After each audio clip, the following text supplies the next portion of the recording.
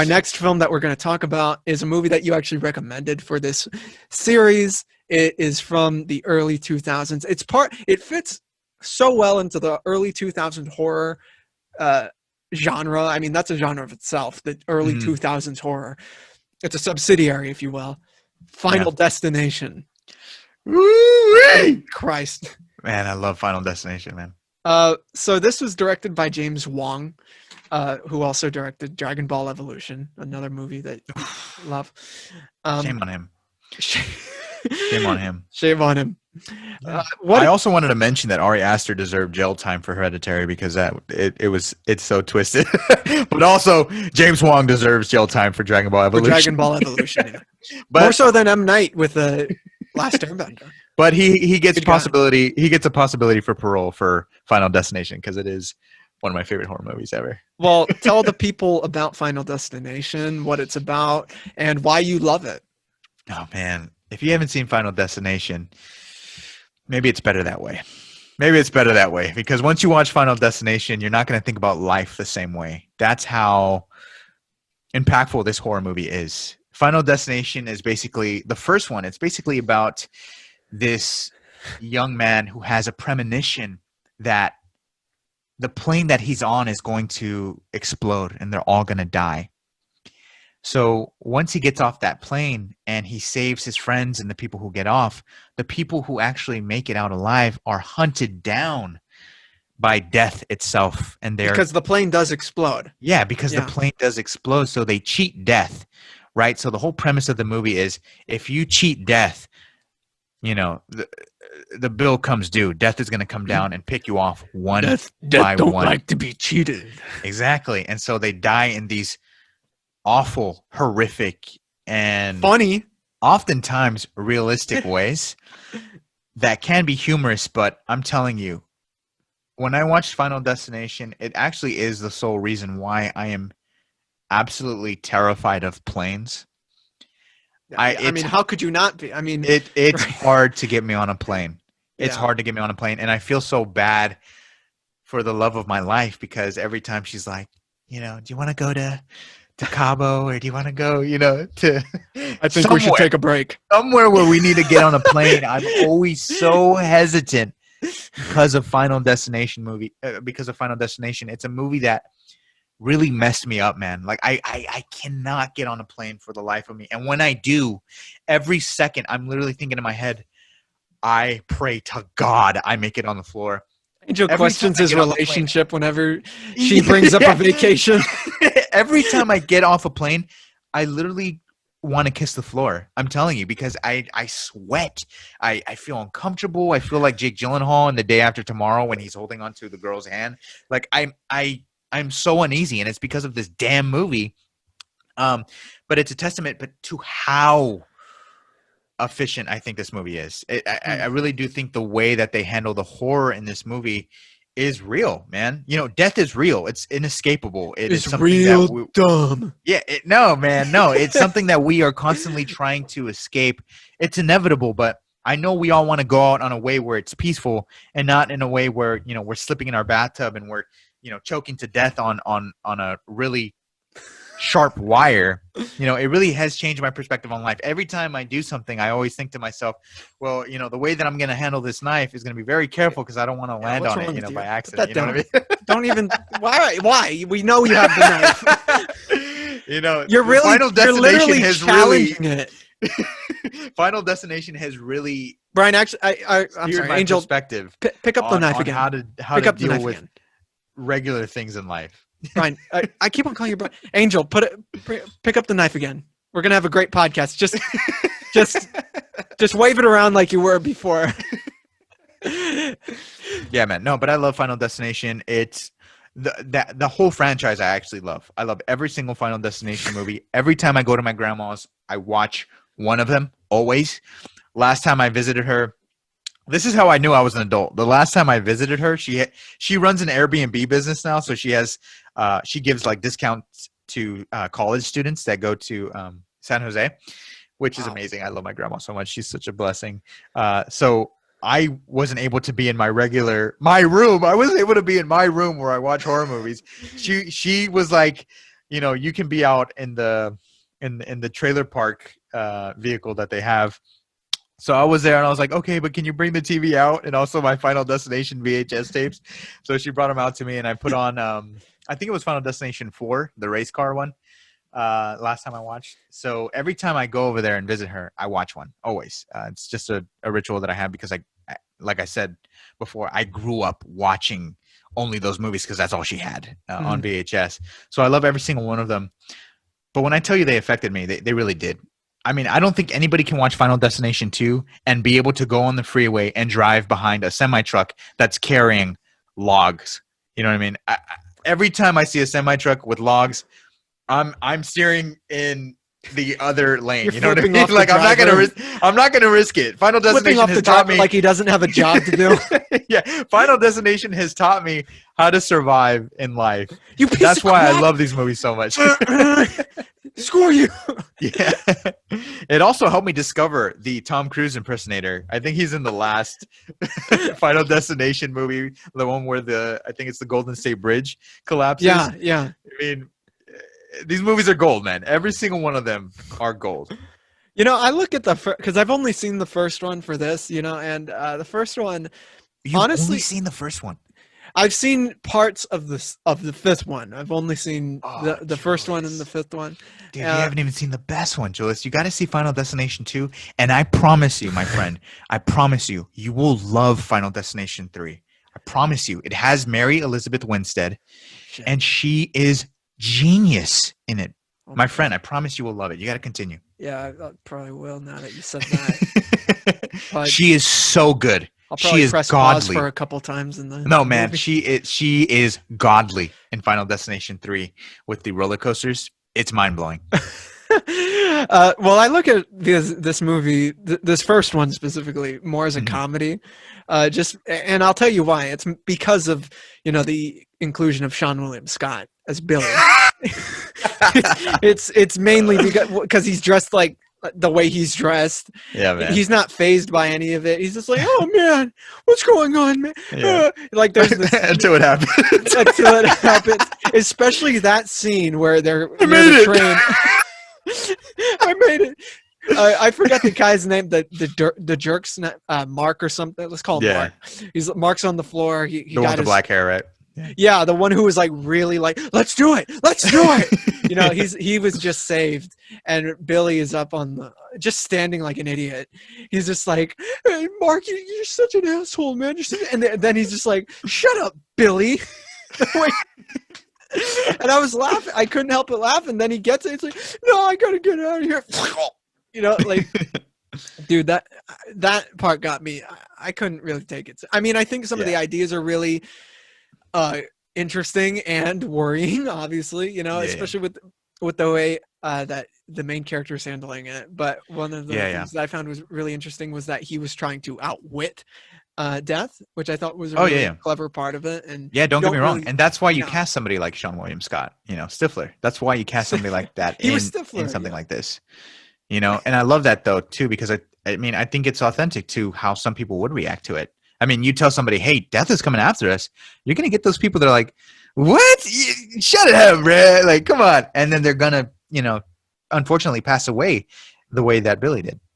Oh man, well, I think he was more and I think worried. I think it just makes horror movies more enjoyable when we have scenes like that, because then it'll just be too bleak and not enjoyable. Like when you have characters like that, they're very great playing off the straight edge characters. The characters who are actually taking this seriously, the straight arrows that are trying to ensure the safety of others. Yeah, I agree, and I think that the main character became interesting finally when he was trying to look for the patterns. That's when he became. At that point, I was just like, yes. "Hey, when is Billy going to come back on screen?" Yes. I love that you mentioned that, because all the Final Destination movies, I think, have very interesting ways of figuring out who's going to die and how they're going to die. Right. Especially Final Destination 3.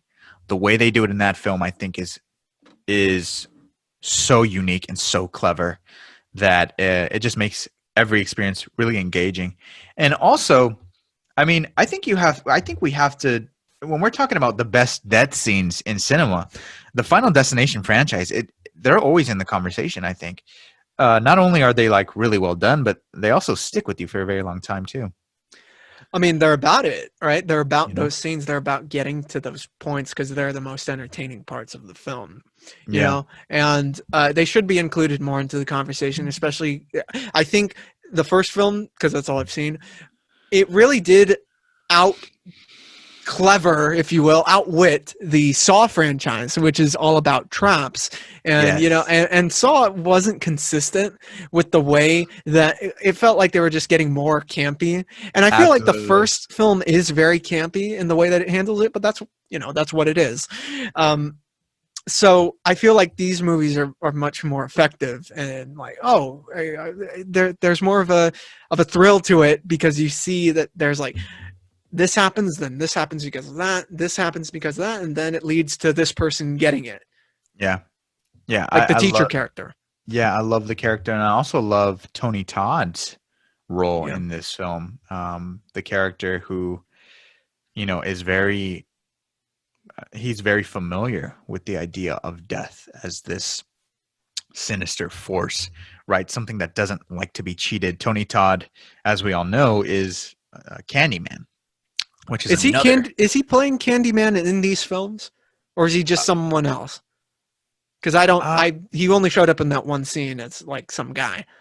no, he's not Candyman in this Okay. franchise. He has a very prevalent role within this entire franchise. Mhm. I would have to rewatch the very first one to to get a better idea of like Who he is? who he is really, No. because I've seen the later ones much more than the first one. Right. So I can't wait to revisit the first one. But from what I remember is he's just someone that's very familiar with the idea of death. He's seen it before over and over and over again, and it's just an ongoing repetition. Oh, because he is somebody who is where does he work? It's because of In what a morgue. yes, Yeah. that is why. Mortuary. Yeah. That is why I believe he's familiar with this, because the way that people are dying, he notices are very unnatural. Right. So I love his performance in it. He just adds another flavor to this franchise that is very iconic, to be honest, as a character. Somebody who's very like, you know, beware. You know what I mean? And I love characters like that. With that deep So ass great. voice of his. Yeah, if you haven't seen Candyman, check that out as well. I think it's one of the best horror movies too.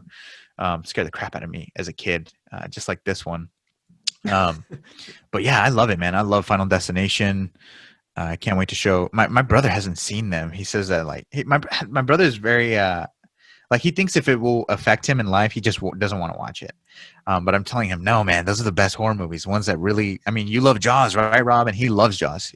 He saw Jaws for the first time during quarantine, and he loved it. He loved it. He was like, oh hell no, I'm not getting back into the ocean. I'm like, yeah, that's exactly the kind of horror movies that I think are the best. It's like, why aren't they shutting down beaches? Just do Yeah, it. and I definitely think Final Destination is one of them too. And I love the whole idea of like the premonition and trying to prevent people from an uneasy demise. You know, because I think that's essentially the goal in life, not just to survive, but also live your life in a way where we're all able to rest easy in the very end. That's essentially what we all want, right? What is what's a way that you wish you won't die? You know what I mean? Have you thought of that before? Angel, I what the always think about fuck? that. What's wrong with you, dude? Are you really tempting fate right now? That's what Final Destination Oh does. yeah. Man. So Like, how about a giant dick falling on me, crushing me? No, And like, then, are you insane? I hope I What's never get wrong? eaten by sharks. You know what I mean? Hey, how about this? Why don't you go to Brian's birthday party in the desert? I'll tell you what. It involves Brian. All right. Last year when I first met him, and I'm sorry, Brian, for bringing this up, but it has to be brought up. Last year, I had just met him, and his birthday party was coming up, and he wanted to invite me. We had just met, and we got off pretty well. And his party was over in Big Bear. They're getting an Airbnb, and he gave me an invitation a week after he met me. And I was worried that something hereditary-ish would happen. So I was like, you know what? Maybe next year. When we get to know each other a bit more, he's like, okay, Jesus, whatever you say, I'll hold you to it. And now this year he's talking about the desert, going to the desert for his birthday. I'm like, oh, hell no, I'm not. It's either in town near a police station, or you're not getting anything. I'm not going. Yeah, you gotta be And here careful. you are. You're in on it. You're in on it, asking me questions like that. Yeah, Conspiracy.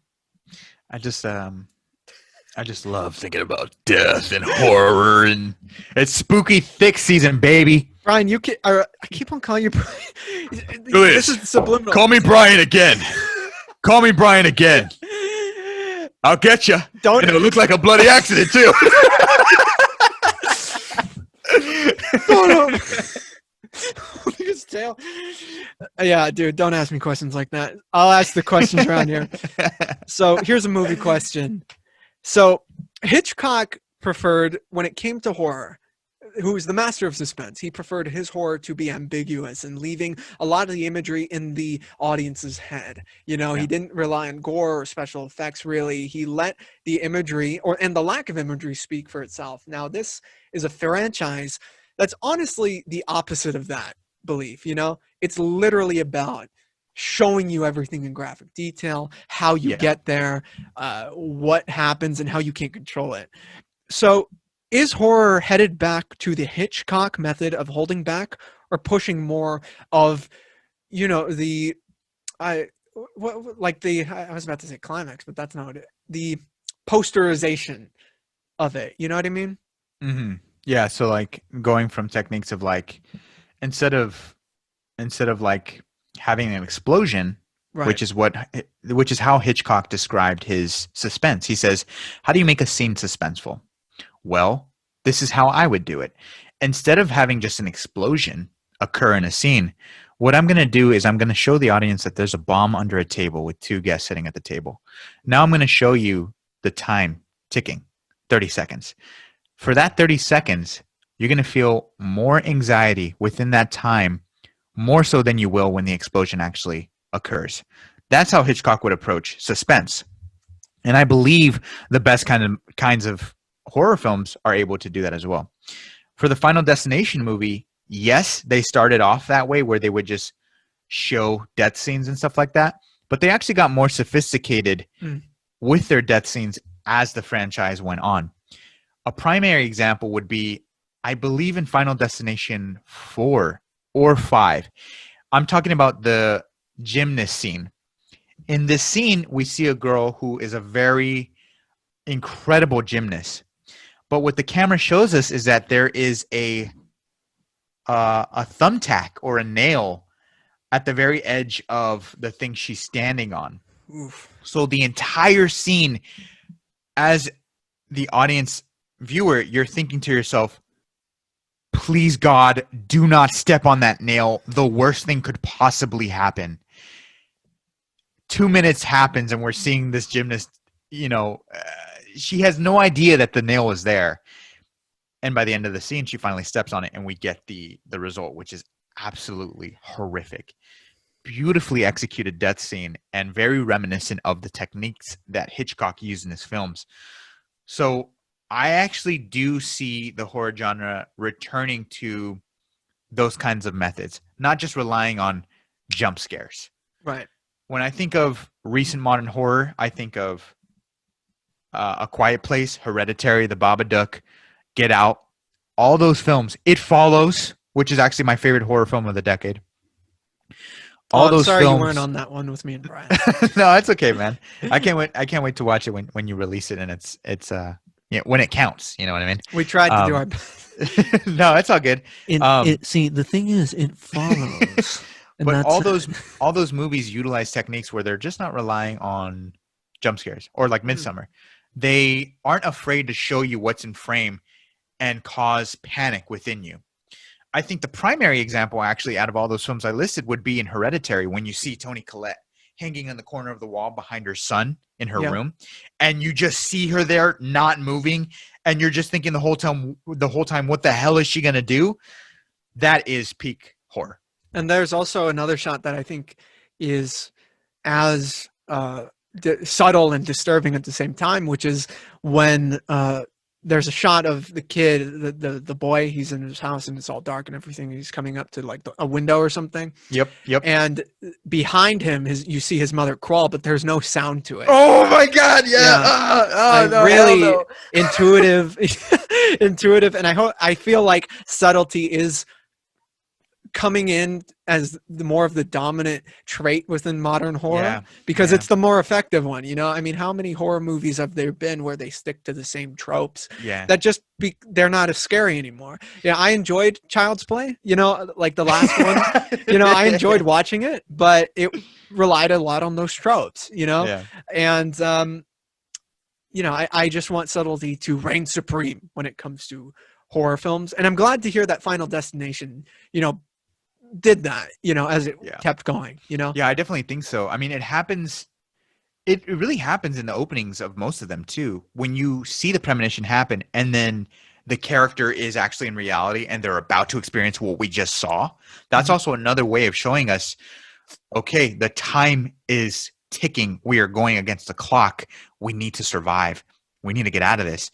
It induces our mind to take over and be like, okay, this is what's going to happen. And our mind fills in those gaps, which makes it even scarier.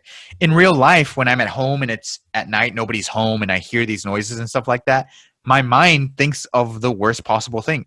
Holy crap, is the strangers about to happen right now? Like, that's the beauty of what filmmakers are able to do when they know how to manipulate our mind in the horror genre, which makes it so much fun, man. And hopefully I'm able to make a short film one day where I can do that too. Because my bucket list is to make a horror film, a short horror film. I'm there with it. I'm there to help you out. Because you've done the same for me in the past with my horror film. I'm actually writing one right now. Oh man, awesome. Yeah, so we'll definitely talk about that. But what was I gonna say? Oh yeah, I mean, in those moments when it's night, just go John Wick it. Just John Wick it. Get a bunch of pencils and you'll be good. Yeah. Honestly, we need more John Wicks in our horror films. We do. And we do kind of get them, especially if you watch Paranormal Activity, the marked ones. You will get a John Wick. Oh, dude, You will get a John Wick moment. I don't know if you saw it, because we have them on private right now. Daniel and I actually mentioned. Yeah, no, I'm waiting until they're on public to watch. Oh, you're them. waiting? Okay, because then I can't wait to see what. That's another debate one for you guys to go at it. Okay. I think we answered the horror question. Yeah.